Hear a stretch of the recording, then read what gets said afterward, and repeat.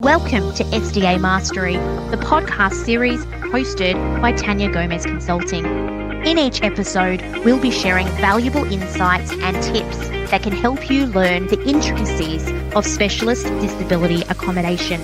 We will demystify the entire SDA process, give you direct access to experts in the field, and help you to discover what life is like as an SDA provider. Whether you're thinking about leaping into SDA or you're looking to level up your existing NDIS business, you're in the right place. Come on in, let's explore the SDA space together. Hello there everybody. Today I'm sitting down with the fabulous Min from NDIS Property Australia, and Min's going to be asking me his questions about SDA registration. Thank you, Tania. It's always fun to get in front of a camera for once instead of being behind a microphone as the podcast we do. From our side of the world, being SDA, we want to find out more about the registration process of providers. Yeah. We have a few questions here for you, and you don't mind me asking. How does someone become an SDA provider? Yeah. So to be an SDA provider, the NDIS Commission process is that you need to create what's called a PRODA account, and PRODA stands for Provider Digital Access. It's kind of like a MyGov account. You create that with with the Australian federal government, and once you've got access to PRODA, you can go to the NDIS Commission's website, click on the application tab, and it takes you via PRODA into an application portal. And as part of that application process, you fill out self-assessment answers, you select your registration groups, you answer some fit and proper person questions like have you been bankrupt, etc. And when you've filled out all of that application, you submit your application. As soon as you've submitted that application, you get a document called a scope of audit form, and that is the official document that tells you how do you fit into the NDIS Commission's land. Thank you for that answer. However, that's not the answer I was looking for. Okay. You went straight to PRODA, and being outside, I'm going, whoa, PRODA, hang on. How does one become an SDA provider? Shouldn't the question for our listeners or viewers to watch is, what's the first question to begin with? Do I even want to be an SDA provider? Is that where we start? Yeah, absolutely. So you definitely need to decide if you want to be a registered provider, what services do you want to deliver, and what's your specialty. So really the only people who should be thinking about SDA first and foremost should be people who are builders or property managers, and they've heard about SDA and it kind of complements their existing business. So I get phone calls constantly. I had one today from someone who is a current builder who's heard about NDIS. He's done some home modifications for another client or another provider, and he's now decided he wants to register and he wants to go through that process. Okay, so the decision to proceed is good. Yeah. After deciding, then what does one do to become an SDA provider? They come to a consultant or a... Yeah, you can go to a consultant or you can do it yourself. It's actually quite simple. Okay. So you basically fill out an application form with the Commission. You use PRODA to access that, but high level is you go and fill out an application form, you choose an auditing body, you undertake an audit. That's high level. And after the audit, the documents go to the Commission and they take their time to review those and then approve you. Does an applicant need to do some homework first to become? Surely it's not as easy as filling out a form and lodging it. Surely not. Well, you fill out the form and lodge it. It is actually that simple to apply, but then you need to go through the audit process. So to be successful at audit, you need to buy policies, you need to understand the practice standards, and to get through the audit process, you need to know what's going on and how to be. You need to prove that you're going to be a good SDA provider. Sure. So that gap between deciding to do it and an audit session in the future, there's a gap there of 2 or 3 or 4 months, obviously, right? It can be, yeah. And in that moment, in the gap there, they're going to get the policies and understand the procedures and the compliance and all the kind of stuff, right? So how does one begin that process themselves? Yeah, it's all contained in the document called the NDIS Practice Standards.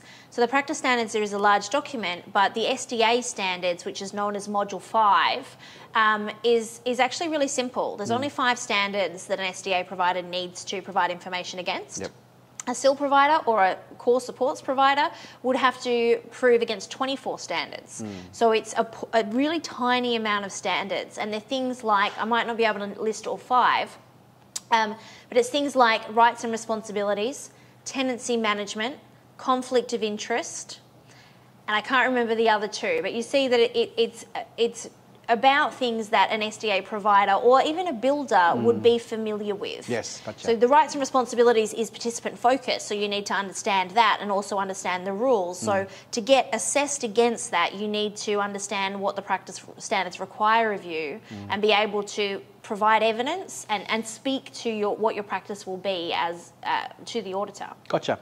My next question is, what is the audit process for an SDA provider? Yeah, so for an SDA provider, they have 2 audits. They have a stage 1 audit and then a stage 2 audit and then a recertification audit. So your first audit will be a stage 1, and a stage 1 is basically a check of documents to make sure you're suitable to go to stage 2.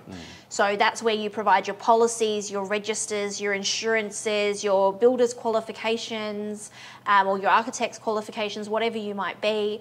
And the auditor will off-site in their own home review your documents and let you know if you're going to stage 2, or at this point you can't go ahead and you need to go and do some more work before you can go forwards.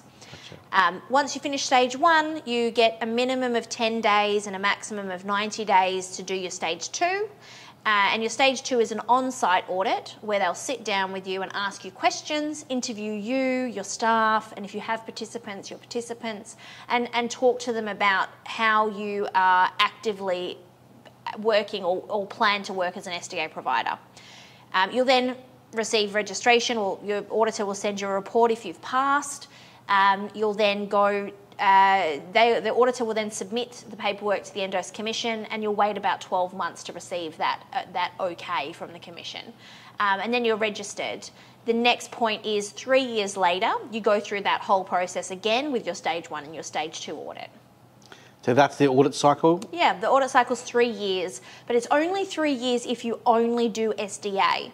So if you only do the registration group SDA, if you add home modifications or SIL, you get an 18-month audit cycle, and instead of being assessed against 5 standards, you're assessed against 24 standards. So it's a much bigger process if you even add just home modifications. Gotcha. So what's the time frame to register then? Yeah, so minimum 12 months, but more like 18 months. 18 months from when you start or when you lodge? Yeah, so 18 months from when you submit your application, go through the audit cycle and receive your certificate of registration. But it takes about 9 to 12 months just to receive your certificate after audit. It can take much longer if you take a lot of time to develop your policies, get ready for your audit. From when you put your application, there's no deadline that you need to be finished by, so that process could take years. Yep. Is there a high failure rate in audits? There's no data that's released, so it's hard to know. Well, from your experience? Yeah, from my experience, I personally, and the auditors that I know, we like to be really tough at stage 1. And if you have what it takes, you know, we're really brutal at stage 1. Well, at least, you know, I'll speak for myself. I'm tough at stage 1 so that you can do the homework needed before stage 2, and you've got 90 days to improve. Yep. If I'm lax at stage 1 because I'm busy and I'm trying to do other things, or I'm not focusing on it because it's at home, I could do it at any time. If I'm being a bit lazy about it and I don't pick things up, I'm not preparing the client or the potential provider well, and they get to stage 2 and they ultimately will fail at stage 2, where if I'm stringent up front, I pull out the issues, I'd say these things need to be better, I give them 90 days to go back and fix it, then the stage 2 runs smoothly, and generally there is quite a high proportion that pass. Gotcha. At your first audit's obviously much easier because it's hypothetical. I will do this. I will do this when I have participants. Your next audit is 10 times harder because you've been operating for 3 years, and it's not I will, it's show me what you have been doing. So at the 3-year mark, it's not I want to read your policies anymore, it's show me the evidence you've met your policies. You said you were doing an internal audit every 12 months. It's been 3 years, show me 3 of those being completed. You said that you were going to review your service agreements or your tenancy agreements every 12 months. Show me history of that. So it's a very different conversation when you are an actively running provider than your first audit experience. So some people go through their first audit and like, oh, it's so easy, I don't need to worry about it. And they get to the next audit and they fail on everything. And it's a big disaster. So do auditors get audited by the NDIS? Not by the NDIS. The governing body for auditing bodies is actually a regulator called JAS-ANS, which stands for Joint Accreditation Scheme Australia New Zealand. And so the approved quality auditing bodies, they have to be what they call a certifying body with JAS-ANS first, and then they can apply to register under the scheme. And so then the Commission also reviews them and decides if they're okay. But all the rules they meet are actually JAS-ANS standards. Gotcha. My last question to you, Tania, is can one be an unregistered SDA provider? No, not for SDA. Why not? It's against the rules. We have unregistered SIL providers. So there's 36 registration groups, and there's only 2 that require you to be a registered provider in the law, and that is behaviour supports, Module 2 and 2A being the most complex area of the NDIS. I think more complex than SDA because you're dealing with challenging psychosocial disabilities with potentially restrictive practices in place, and we want to make sure that we're eliminating and minimising restrictive practices. And the second area is specialist disability accommodation. And I think that's absolutely required because could you imagine if you just had anyone who's not a builder, an architect, who had no idea about building codes. It's hard enough for SDA providers with building experience to understand what needs to happen, let alone just Joe Bloggs off the street coming in and deciding he's going to build a house for a person with disability. So it's interesting. I think that SIL providers should all be registered. And SIL providers do if they deal with complex clients with behaviour support plans in place. So anyone who wants to be a SIL provider and talks to me, I say, well, you're not going to be in SIL for very long before you need a behaviour support plan, so you might as well be registered. Where if you were just providing transport or community access, my advice usually is don't register for the first 6 months. Figure the business model out, figure out who your participants are, and don't start being registered until you've got $6,000 of profit in the bank, because that's how much the audit and buying the policies is going to cost you. And you don't want to start a business having a debt. Sure. I know I said one last question, but I have another last question. Sure. Is it costly to maintain compliance of one's business in the NDIS world? Yeah, it's very costly. It is. It's costly mostly because people who know how to do it are highly experienced and expensive. And it's a really challenging thing. In the work that I do, I oversee many providers' compliance, and they do have compliance teams. And they will hire just an admin person on the minimum wage to come and do their compliance. And it's a trap because you think, oh, maintaining these registers aren't that important. Version control, continuous improvement, it doesn't sound sexy or cool, and it's not generating money. So they get the cheapest resource to do it. And I can't tell you how many times that cheaper resource, especially if there's no one else in the business that knows what the level is supposed to be, they can create so much chaos. And there's a huge turnover in that person because they don't have the skills, the capability, the experience to be doing those things.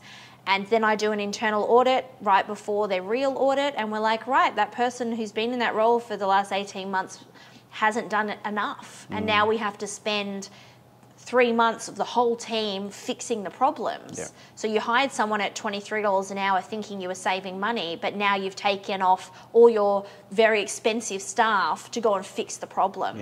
Or the other thing that happens is you just have this turnover of these people lasting in the roles 3 months and the process is never really being embedded. So I've kind of come up with a little bit of a solution for that. I've partnered with Care BPO, who are an offshoring company, and I'm training their virtual compliance assistants. And I'll do an annual internal audit of a disability provider so that they've got that oversight. They've had someone who's trained. And outside of that, they pay an offshore resource at a low hourly rate to maintain it. But it's maintained within a system that is overseen by someone who has experience to know if there's gaps. Wonderful. So hopefully that means it's cost effective, but still has a level of expertise and oversight so that the owners can, sleep well at night. Awesome. Well, thank you so much for explaining to us the ins and outs of becoming an SDA provider. I think our viewers and our listeners will be more educated now to hear all this information from you. Yeah. Thanks for joining me. Cheers. Yeah. Thank you for joining us on this episode of SDA Mastery by Tania Gomez Consulting. We hope you found this episode helpful and valuable. If you enjoyed the show, please subscribe, leave us a rating and share it with others. Until next time, keep learning. Version 2.